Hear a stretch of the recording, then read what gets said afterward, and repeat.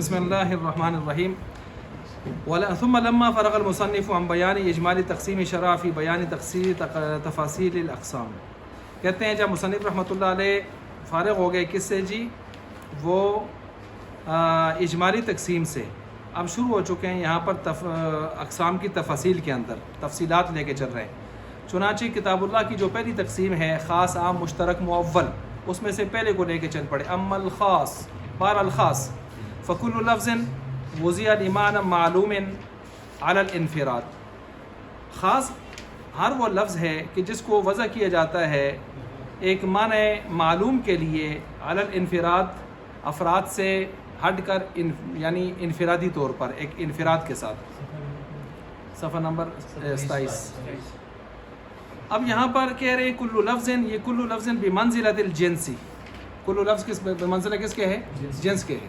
اب یہ جو بمنزلہ جنس اس کو کہا ہے تو اس کے اوپر ایک اشکال وارد ہوتا ہے. اشکال یہ ہے کہ یہاں پر جو انہوں نے کل لفظ بمنزلۃ الجنس اس کو کہا ہے، تو یہاں پر ایک اشکال ہوتا ہے. اشکال یہ ہے کہ بھائی آپ نے یہاں پر بمنزلہ جنس کہہ دیا ہے تو سیدھے جنس کیوں نہیں کہا ہے اس کو؟ آپ نے کل لفظ بمنزلۃ الجنس کیوں کہا ہے آپ نے؟ آپ سیدھا کہتے ہیں بھائی یہ جو کل لفظ یہ ہے ہی کیا ہے؟ جنس ہے.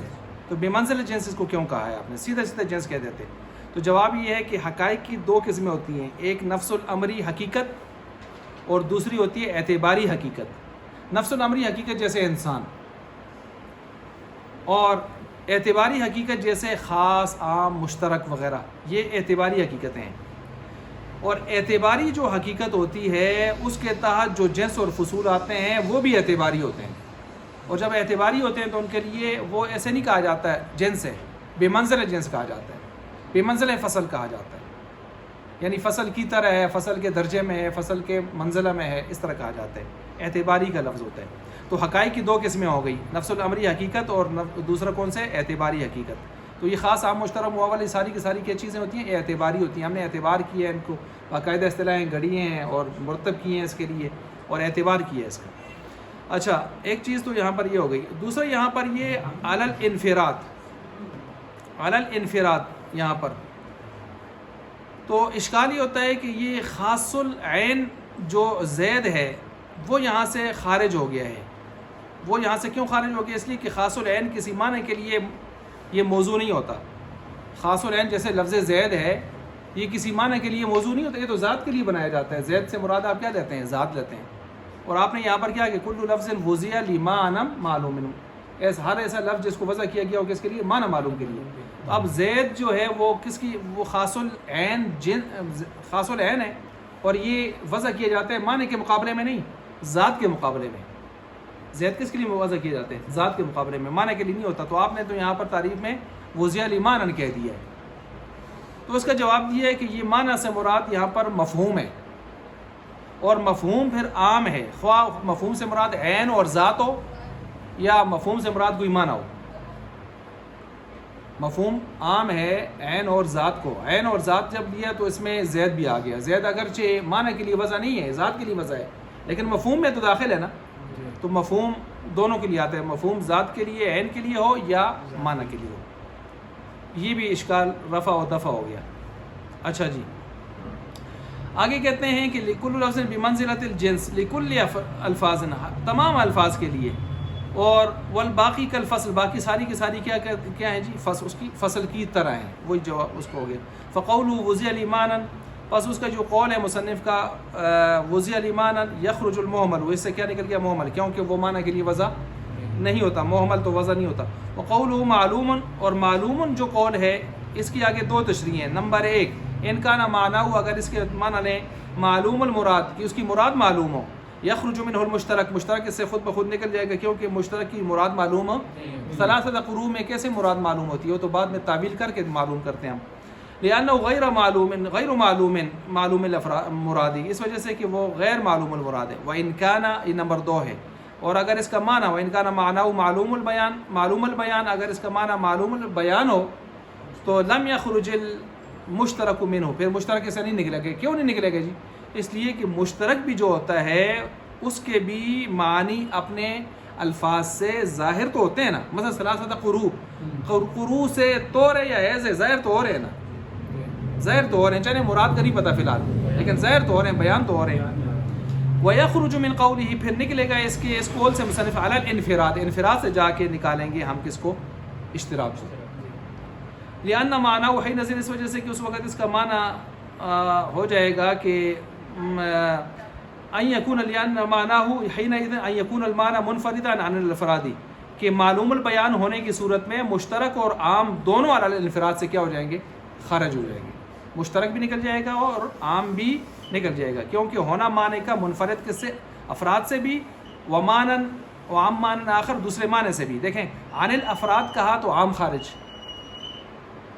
اس میں تو افراد ہوتے ہیں، عن الافراد منفرداً عن الافراد کہا تو عام خارج، اور منفرداً عمانا آخر کہا تو مشترک خارج، اس میں تو دوسرا معنی بھی ہوتا ہے، تیسرا بھی ہوتا ہے کبھی کبھی۔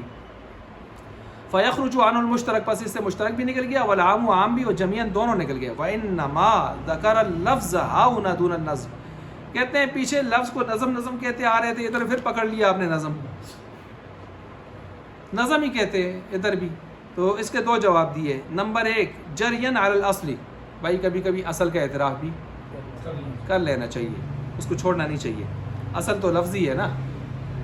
وَلِأَنَّ، یہاں سے جواب دوم ہے، دوسرا جواب ہے، لأن الظاہرہ، اس وجہ سے کہ ظاہر یہ ہے کہ ان هذه الاقسام لیست مختصة بالکتاب، کتاب اللہ کے ساتھ یہ قسمیں خاص نہیں ہیں، ہم نے کتاب اللہ کی رعایت کرتے ہوئے نظم کی طرف لے کے گئے، لیکن اب سب باقی چیزوں میں بھی چونکہ یہ قسمیں جاری ہو سکتی ہیں تو لہٰذا اب سب کا لحاظ کرتے ہوئے ہم لفظ لے آئے ہیں۔ مثلا بل تجری فی جمیع کلمات العرب، تمام کلمات عرب میں بھی یہ قسمیں جاری ہو سکتی ہیں، جب ہو سکتی ہیں تو کلمات عرب کا اعتبار کرتے ہوئے ہم اصل پر لے چلے گئے، اصل کیا ہے؟ لفظ۔ وَإِنَّمَا ذَكَرَ النَّظْمَ بِالتَّقْسِيمَاتِ، اور بے شک انہوں نے نظم کو یہاں پر ذکر کیا ہے تقسیمات کے اندر، رعایۃ للادب، پیچھے کیوں ذکر کیا تھا؟ ادب کی خاطر، وہ پیچھے نہیں کرنا، پھر چاہ کے دوبارہ کہنا ہے، یہ پیچھے گزری تھی نہیں کرنا ساریاں، بول گیا انشاءاللہ، یہ عبارت پیچھے نہیں گزری ہوئی ہے۔ لأن النظم فی الاصل جمع اللؤلؤ فی السلک، گزرا ہوا ہے پیچھے، اچھا جی تکرار آ گیا، اس وجہ سے کہ نظم جو ہے وہ اصل میں وہ تو موتیوں کو جمع کرنے ہیں لڑی کے اندر، بخلاف اللفظ، بخلاف لفظ کے، فإنه فی اللغۃ الرمج، سب گزرا ہوا ہے، تو یہ لفظ وَأَمَّا ذکر کلمات، اچھا، اور بہرحال یہ یہاں پر کلمہ، جی یہ جو کلمہ کا جو ذکر ہے، اچھا اس میں گزرے تھے، اس میں گزرا ہے، ٹھیک ہے، شرح جامی میں گزرا ہے۔ وَأَمَّا ذکر وَأَمَّا ذکر کلمۃ کل، اچھا اب کہتے ہیں یہ کل آپ نے یہاں پر استعمال کیا، کل لفظ، حالانکہ کل ادھر نہیں لانا چاہیے، کیوں نہیں لانا چاہیے؟ کہتے ہیں کل احاطہ افراد کے لیے آتا ہے، احاطہ افراد کے لیے آتا ہے، اور تعریف ماہیت سے ہوتی ہے، افراد سے نہیں ہوتی، تو آپ نے کل ادھر کیوں لایا؟ کل افرادی یہاں پر، تو اس کا جواب دے رہے ہیں بھائی اصطلاح کا فرق ہے، آپ جو اعتراض کر رہے ہیں وہ منطقیوں کے اعتبار سے کر رہے ہیں، ہم یہاں پر اصولیین کے مزاج پر چل رہے ہیں، اصولیین کے مزاج میں یہ چکر مکر نہیں ہے، یہ حقیقت ماہیت فلانا یہ کس ہے؟ یہ منطقیوں کا مزاج ہے، آپ اعتراض ادھر سے ہو کے کر رہے ہیں، ہم اس چینل پر نہیں ہیں، ٹھیک ہے۔ اچھا وَأَمَّا ذِكْرُ كَلِمَةِ كُلُّ فَإِنَّهُ وَإِنْ كَانَ، اگرچہ کانا مستنکرن، اگرچہ یہ اوپرا ہے، اجنبی ہے، فی التعریفات فی اصطلاح المنطقی، منطقیوں کی اصطلاح میں، ولیکن القصد ہاؤنا لبیان الاضطراد والضبط، لیکن یہاں پر جو قصد کیا گیا ہے وہ بیان اضطراد، بیان اضطراد کا معنی ہوتا ہے جامع کرنا تعریف کو، اور والضبط کا مطلب ہوتا ہے معنی کرنا تعریف کو۔ ہم نے یہ دیکھنا ہے تعریف جامع معنی کیسے ہوتی ہے، باقی کل کدھر آتا ہے، ماہیت کیا ہوتی ہے، اس کے ساتھ ہمارا کوئی لینا دینا نشتہ۔ وہوا، اور وہ یہ ہے کہ انما یحصل بلفظ کل، اور وہ لفظ کل سے حاصل ہوتا ہے، تو ہم نے اسی کو لے لیا ضبط۔ وہوا اما یکون،